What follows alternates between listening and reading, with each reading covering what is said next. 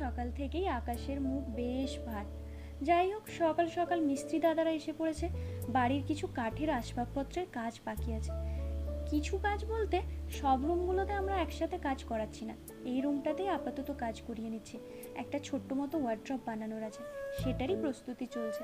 আর তার সাথে সাথে মিস্ত্রি দাদাদের ওপরে চাও দিয়ে গেলাম, ওরা কি খাবে না খাবে, জল এগুলো সব দিয়ে নিচে যেয়ে দেখি মায়ের পুজোর কাজ শুরু হয়ে গেছে।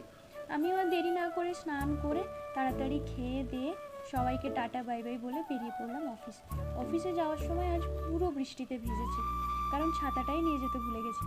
তারপর বাড়ি ফিরে 1 কাপ গরম গরম আদা দিয়ে চা নিয়ে বসে মেয়েকে ইংলিশ পড়াতে শুরু করলাম। এইসব করে রাত্রেবেলা আজকে সিম্পল মেনু ছিল, বাট খুব টেস্টি ছিল।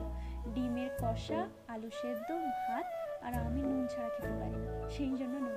যাই হোক, আমরা খেয়ে নিই। আর ব্লগটা ভালো লেগে থাকলে লাইক আর সাবস্ক্রাইব করবেন।